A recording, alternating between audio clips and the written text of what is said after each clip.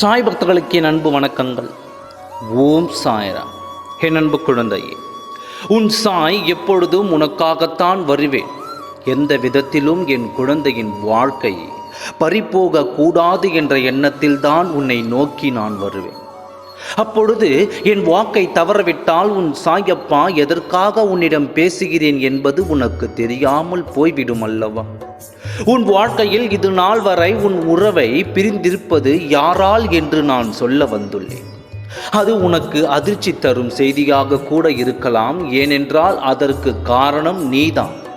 எந்த ஒரு விஷயமாக இருந்தாலும், எத்தனை பெரிய விஷயமாக இருந்தாலும், ஒரு பெண்ணால் எதையும் சிறிதாகவும் முடியும், எதையும் பெரிதாகவும் முடியும் என்று எனக்கும் உனக்கும் தெரியும்.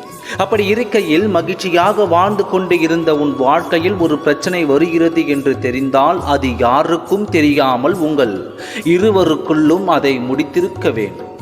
அது உன்னால் முடியும். ஆனால் அதை செய்யாமல் 4 பேருக்கு அதை தெரியும்படி செய்து அந்த 4 பேரையும் உங்கள் இருவருக்குள்ளேயும் விட்டு இப்பொழுது உங்கள் பிரிவுகள் அதிகமாகி எல்லோரும் கருத்துக்களை பரிமாறும் அளவு உங்கள் வாழ்க்கை மாறிவிட்டது.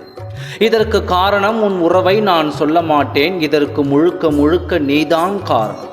உன்னால் எதுவும் முடியும், நீ நினைத்தால் எதுவும் நடக்கும். அப்படி இருக்கும் பொழுது உங்கள் பிரிவு கூட நீ தவிர்த்து இருக்கலாம். இதுதான் உன் சாயப்பாவின் கருத்து. உன் சாயப்பாவின் கருத்தை நீ ஏற்றுக்கொள்வாயா?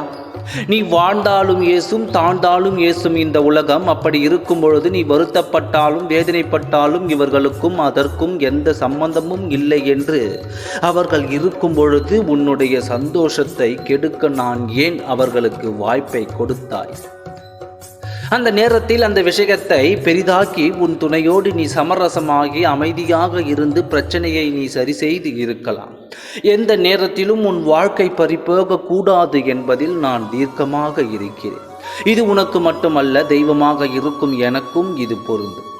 நம் வாழ்க்கையில் நம் வசமாக வைத்துக் கொள்வது நம் கரங்களில் தான் இருக்கிறது. நான் உன்னை குற்றம் கூறியது தவறு இல்லையே.